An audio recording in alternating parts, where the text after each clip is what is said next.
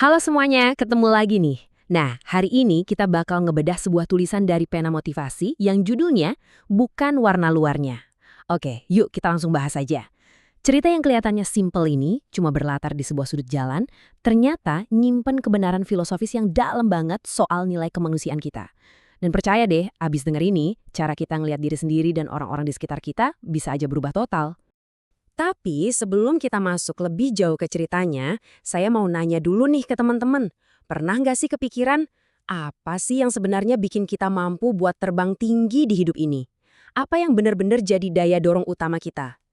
Coba ya, simpan dulu pertanyaan ini di pikiran kamu, jadikan kompas buat pembahasan kita ke depan. Karena sekarang, penulisnya bakal bawa kita lompat langsung ke sebuah suasana yang, wah, hidup banget dan penuh warna. Coba bayangin deh, kamu lagi berdiri di persimpangan jalan kota yang sibuk banget. Di situ ada seorang bapak tua penjual balon yang karismanya tuh luar biasa. Dia nggak cuma jualan biasa, tapi kayak lagi ngasih pertunjukan. Orang-orang pada ngumpul, anak-anak matanya berbinar-binar, orang tua juga pada ikutan seneng. Si bapak ini mompa balon, terus wush, balon merah dilepas bebas ke langit. Terus disusul yang biru, lalu yang kuning. Dan gak lama ada balon putih yang melesat cepet banget kayak roket sampai hilang di awan. Benar-benar pemandangan yang bikin kita ngerasain kegembiraan dan kebebasan yang murni banget. Tapi di tengah semua keseruan dan sorak-sorai itu, fokus kita tiba-tiba tertuju ke satu sosok. Seorang anak kecil keturunan Afrika. Pas anak-anak lain mungkin cuma fokus ke warna-warni balon yang ceria, anak ini ngerasain hal yang jauh lebih berat di hatinya. Dia pelan-pelan ngedekat dan ngeliatin terus tumpukan balon si bapak. Matanya nggak tertuju ke balon merah atau putih yang lagi terbang, tapi ke sebuah balon hitam yang belum dipompa. Penulisnya ngasih tahu kita kenyataan yang cukup keras di sini. Di usianya yang masih sekecil itu, si anak udah belajar realitas sosial kalau kelompoknya, kaum kulit hitam, sering banget diremehkan, di kelas 2 kan dan disuruh selalu ada di barisan paling belakang. Dengan langkah yang agak ragu, tapi didorong rasa penasaran yang gede banget, anak ini akhirnya ngedeketin si bapak penjual. Dia nunjuk balon hitam itu dan nanya satu hal yang jujur aja nusuk banget. Dia nanya gini, "Pak, kalau bapak melepasin balon hitam itu ke angkasa, apakah dia bakal terbang secepat balon-balon warna lain tadi?" Kita berhenti bentar ya di sini. Coba rasain deh beban dari pertanyaan itu. Dia nggak lagi nanya soal aerodinamika atau gas helium loh. Ini pertanyaan soal eksistensi diri. Ini bentuk dari rasa ragu dia tentang di mana sih posisinya di dunia ini. Dan tebak apa reaksi si penjual? Dia langsung paham. Dia nggak ketawa atau ngabaikan pertanyaan si anak. Sebaliknya, coba kita perhatiin urutannya baik-baik. Pertama, dia ngasih senyuman yang hangat banget, seolah dia ngerti rasa sakit dari marginalisasi yang dirasain si anak. Terus, tanpa banyak ngomong, bapak ini ngambil balon hitamnya dan mulai dipompa. Ketiga, dia lepasin balon itu ke udara. Dan yang keempat, nah ini dia intinya, balon hitam itu melesat kilat, menghilang kayak roket nembus awan yang lagi terbang rendah. Bener-bener sama persis kayak balon-balon warna-warni sebelumnya. Waktu balon hitam itu melesat ngebelah langit, si bapak nunduk, natap mata si anak dalam-dalam, dan ngomong satu kalimat yang jadi nyawa dari semua pembahasan kita hari ini. Dia bilang, "Nak, bukan warna luarnya yang nentuin, tapi apa yang ada di dalamnya lah yang ngasih kemampuan buat balon-balon ini terbang tinggi." Wah, dalam banget kan? Si penjual balon baru aja pakai benda yang super sederhana buat ngehancurin konsep diskriminasi dan rasa rendah diri berkeping-keping. Nah, yang narik banget buat kita bahas dari poin ini adalah kita tuh udah nggak lagi ngomongin soal balon atau gas pengisi. Penulisnya pinter banget muter balik ceritanya, jadi semacam cermin buat kita semua. Dia mau nyorotin satu kecenderungan manusiawi yang lumayan bahaya, yaitu kebiasaan kita buat nilai segala sesuatu dan nilai siapapun cuma dari kemasan luarnya aja.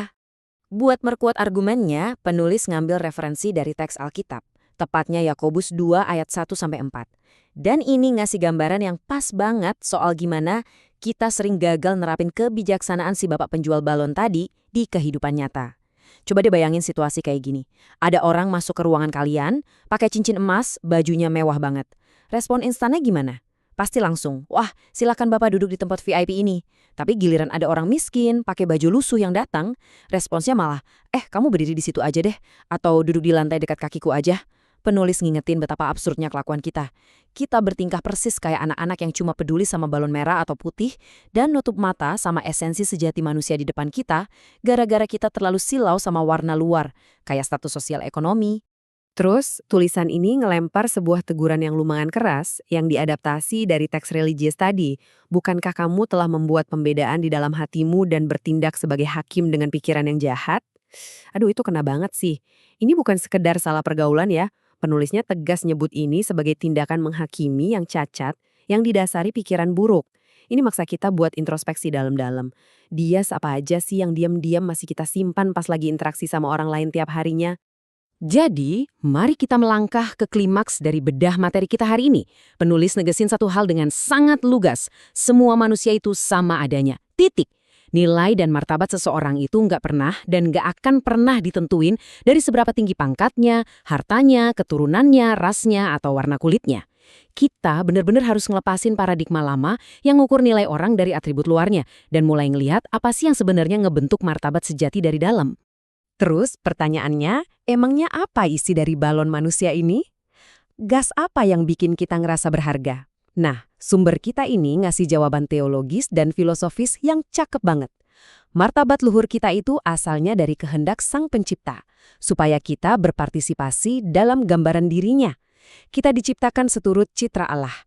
Konsep inilah yang ngasih setiap individu, siapapun mereka, dari manapun asalnya, dan apapun warna kulitnya, sebuah nilai intrinsik yang mutlak, absolut, dan pastinya setara. Jadi, poin krusialnya tuh gini.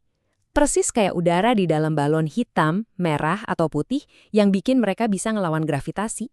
Citra Allah atau nilai intrinsik keilahian yang udah ditanamkan di dalam diri kita, itulah yang jadi fondasi utama nilai kita. Itulah yang ngasih kita kapasitas tanpa batas buat nyape hal-hal luar biasa, buat bermimpi, buat berkarya, dan pastinya buat terbang tinggi. Penampilan fisik kita tuh ibarat cuma karet pembungkusnya aja. Esensi yang sebenarnya ya apa yang ada di dalam. Sebagai penutup dari pembahasan kita kali ini, saya mau balikin fokusnya ke kamu. Kita kan udah ngeliat kisah anak Afrika, penjual balon, dan pelajaran soal menilai dari dalam. Sekarang pertanyaannya, dengan warna apa sih kamu saat ini lagi menilai dirimu sendiri atau orang-orang di sekitar kamu? Apakah kamu tanpa sadar ngebiarin atribut luar nahan potensi seseorang buat terbang bebas? Wah, ini pemikiran yang provokatif banget buat kita renungin bareng hari ini ya. Makasih banyak udah ngikutin eksplorasi materi yang seru ini bareng saya.